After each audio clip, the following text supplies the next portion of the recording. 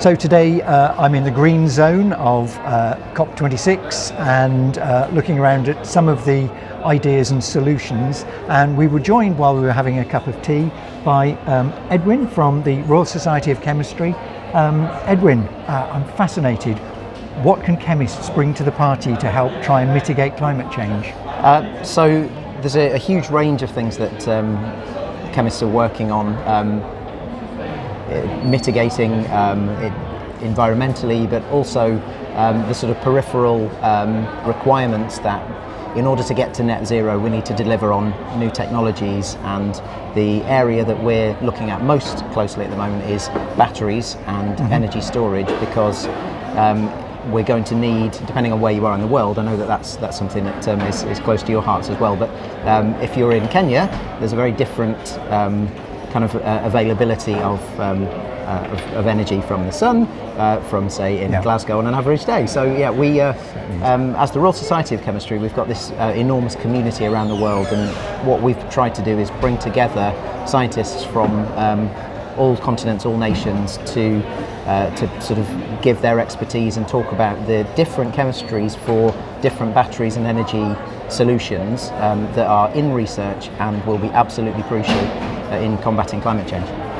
Excellent. So we've all heard about the lithium-ion batteries in cars. Are there some really good new technologies that are going to massively change just around the corner? Yeah, I mean, absolutely. So we had a panel discussion a couple of weeks ago with people in America, China, India, and some of the things that are very close to being brought into production now, sodium ion, so different energy density, and the kind of the requirement for different types of technologies for different solutions, for different uses, is so crucial, because that wouldn't work in an aircraft, for example. So there are, totally different solutions that are being worked on there. So yes, absolutely, a big range of things, and that's one of the things that I'm glad really you mentioned aeroplanes. It's one of my passions, is seeing what the future may hold. Obviously, the energy density of kerosene in an aeroplane to jet fuel to make it fly is enormous. Is there a hope that we might have sufficiently high energy density renewable storage to actually achieve flight?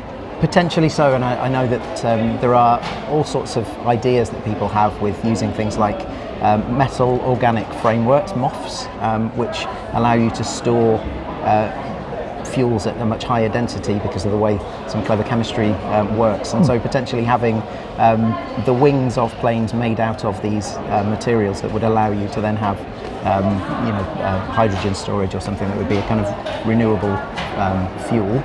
So yes, there are a whole range of things. And I would say to anybody who's watching, if they want to have a look on our YouTube channel, Royal Society of Chemistry on YouTube, we've got a big collection of those discussions that we've brought together, chemistry experts, and you can find that COP26 on our YouTube channel. Excellent. Thank you very much for your time, Edwin. Absolutely. And I look forward to finding out about all sorts of new innovations that the chemists have come up with, and then the physicists have put together with exactly. that. Yeah, I mean that is something that's crucial to say, actually, is that a lot of these things do involve interdisciplinary research, and so one of the most important things that we recognise is that interdisciplinarity, and so bringing together people, not just chemists, but yes, we recognise the importance of the physicists as well. One final question, is in citizen science, is there room for citizen science in chemistry? Yeah, absolutely. So we've done a whole range of things in our kind of public engagement capacity, and we are a not-for-profit organisation, but we have a publishing wing, so our publishing journals make us a surplus so that we can reinvest that into charitable activities. So people pay to sort of publish their research in our journal, so we use that.